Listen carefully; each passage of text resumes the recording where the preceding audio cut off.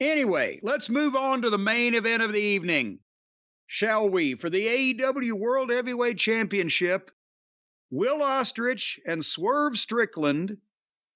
And for how the I'm thinking, are they going to get out of this?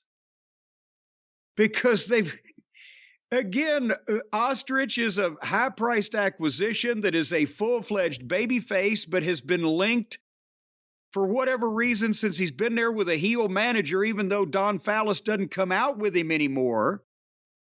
There was never any goddamn announcement that he had pulled away, and we'll find out later on that Don's still around. And meanwhile, Swerve Strickland, the baby terrorizer with the equally checkered past, is a huge baby face, and Swerve just won the thing. But why would you pull the trigger on this match this quickly? And they've got in 6 weeks or whatever, a show at Wembley Stadium, Ospreay's hometown.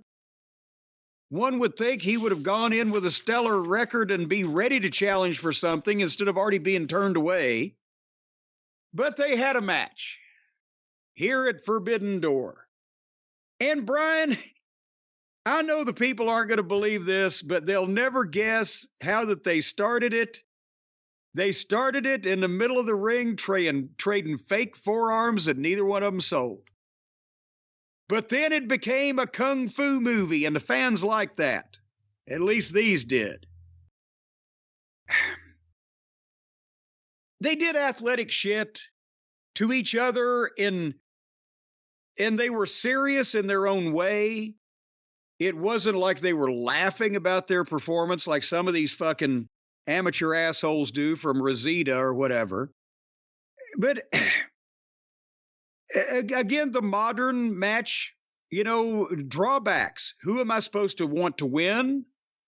And who am I supposed to lose or want to lose, and why? Who's the heel? Who's the babyface? Can anything stop anybody, or is this just a video game that's going to continue on because it's not real life and these aren't human beings?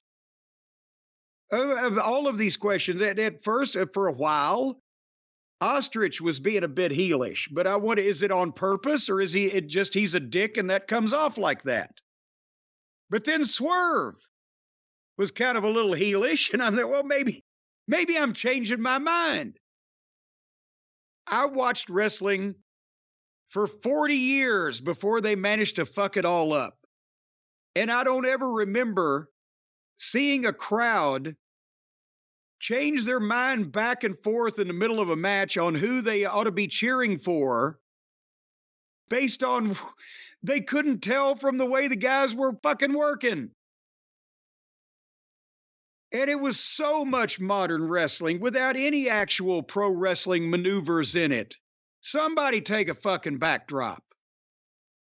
There was no thought to, is this cool move that I want to do so complicated that we can't execute it without really obvious cooperation and time that we're taking to get balanced and set and ready to do the cool move? And maybe we shouldn't just do that if we can't.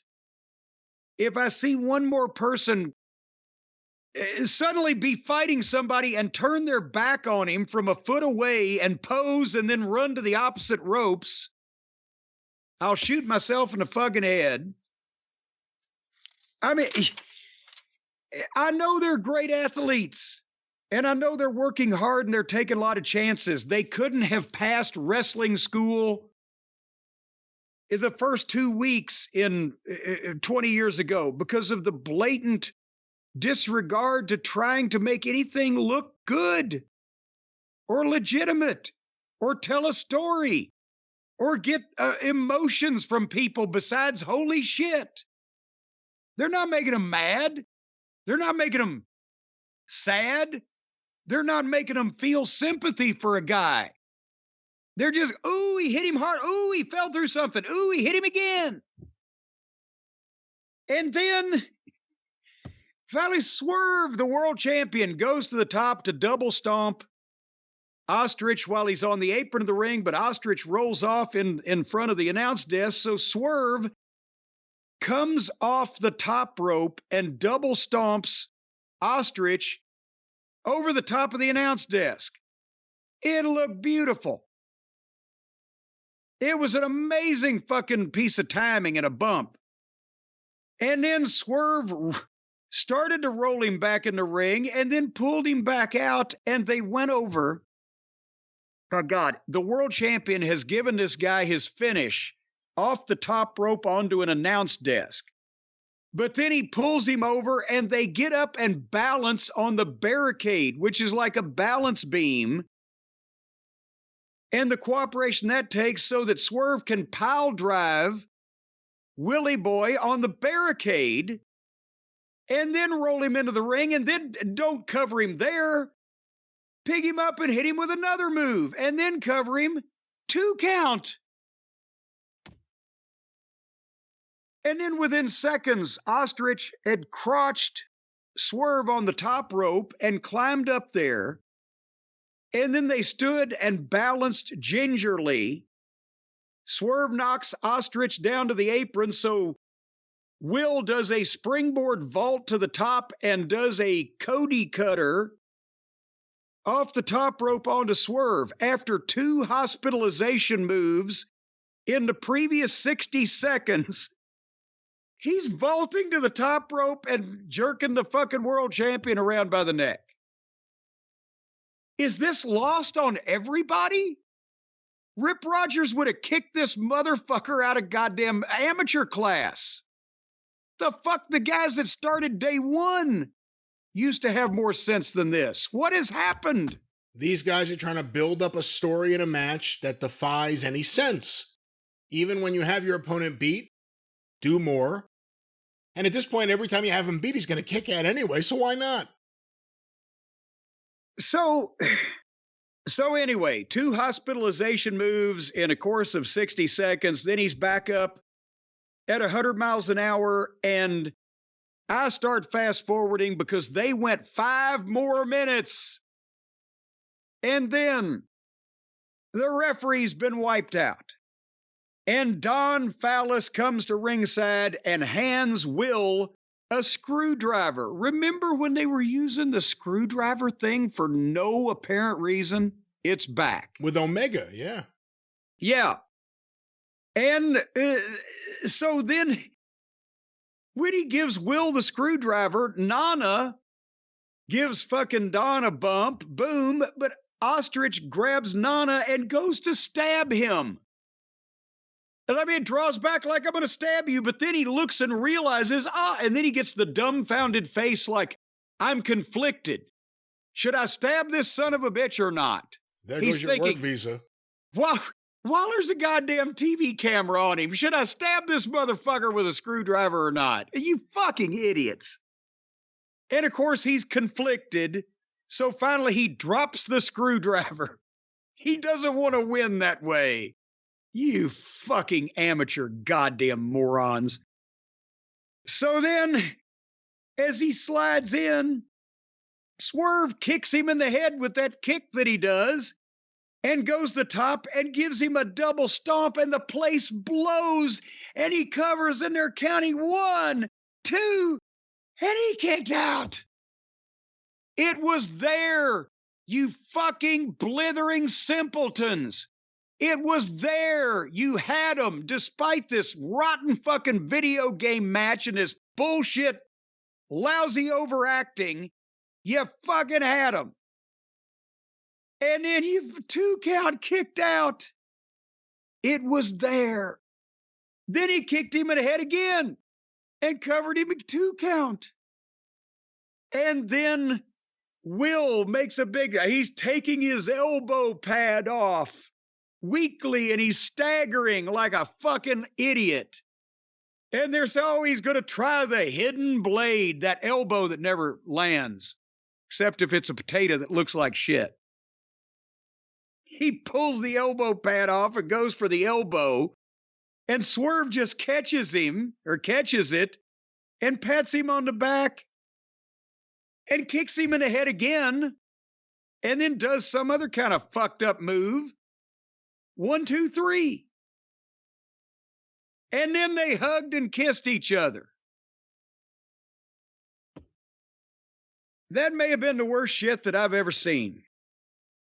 But maybe just because it was after 4 hours of equally rotten drivel. Drivel, my word again. I believe it will make a comeback. Beyond the wrestling, what did you think of the actual booking and having Swerve keep the belt, beat Ospreay, Daniel Garcia, watching from the bleachers or from a box? That's where he should have been, up in the bleachers. Well, he was in a box, actually. MJF, backstage footage of him watching the monitor. Ospreay if Garcia was watching in a box, then I rescind my previous statement that anybody that comes out of a box is over. Well, what do you think? What do you think? Swerve winning, Ospreay losing. They teased something with Ospreay and a disappointed Kyle Fletcher. I don't know if you would call that a tease, but I don't know what that was. What do you think of all this, booking-wise?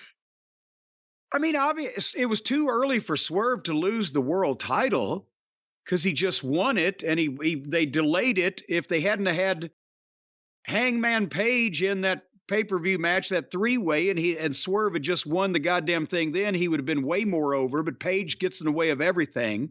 He's useless. Whatever his family emergency was, he's been gone for 4 months, and it was just in the Wrestling Observer that it wasn't a serious issue. The fuck? People recover from fucking cancer surgery and brain surgery in 4 months. But anyway, it was too early for Swerve to lose the belt, but it was too early to have this fucking match. But then again, nobody knows what the fuck is going on anyway, because Ospreay was brought in at a high cost. Everybody was, he's the greatest wrestler in the world. He signs with a heel stable and then announces, I'm going back home, but I'll be back when I'm finished with New Japan. He comes back 2 months later, and he's still technically in the heel stable managed by Don Callis, right? Because he's never quit. He's never been fired. Don Callis is the one who gave him the screwdriver here. Don Callis, the one who gave him the screwdriver. Felcher in the group. Is in the group. So was Hobbs until they hurt him. Somehow he got injured. And take a shit. And Will has beaten every single one of those guys in matches that weren't ever explained as to why that Don would want his top guy to wrestle all of his other guys and cause ill will. And then now Don does not go to the ring with Ostrich anymore, but he comes out with moments like this. What the fuck is happening? The guy's a babyface. Have him renounce the manager. I made a mistake. It's too late now because he's an idiot if he doesn't realize he's made a mistake by now. But how this booking is drivel. It's inexplicable. You can't follow it. You can't understand it. It makes no sense. And it buries everyone. It just makes it everyone, sooner or later, no matter how big their name is, becomes part of meaningless sound and motion in this torrent of effluvia. That's what I think about the fucking booking. So MJF didn't get anything on him, and he was probably home in bed by the time this thing was halfway over with, and it went downhill from there. Everything else sucked. Well, that was Forbidden Door, or as Tony Khan called it, great. And this is your show. That was Forbidden Door, or as Tony Khan called it, $1 million or so. Well, it's New York, and maybe more than that. You know what? I didn't take that into account. Union, 1.5. What's the tax credit up there?